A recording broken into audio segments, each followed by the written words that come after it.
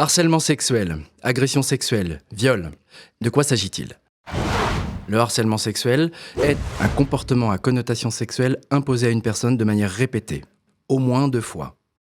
Propos, écrits, gestes sexistes, grivois ou obscènes.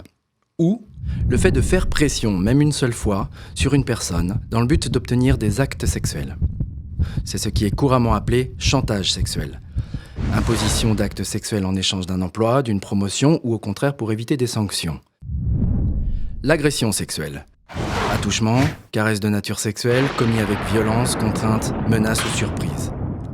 Le viol est une agression sexuelle avec pénétration sexuelle, commise également avec violence, contrainte, menace ou surprise.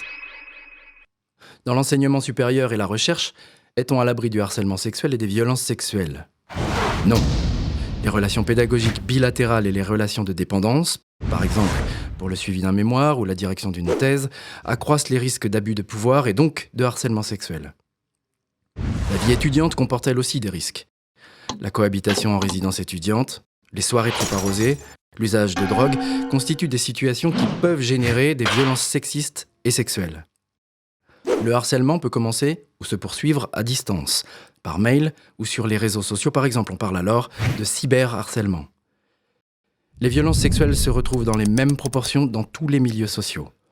En France, 16% des femmes et 5% des hommes déclarent avoir subi des viols ou des tentatives de viol au cours de leur vie.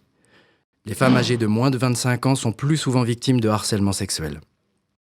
Que risquent les auteurs des faits ? Harcèlement sexuel, 2 ans d'emprisonnement et 30 000 € d'amende. Viol, 15 ans de réclusion criminelle.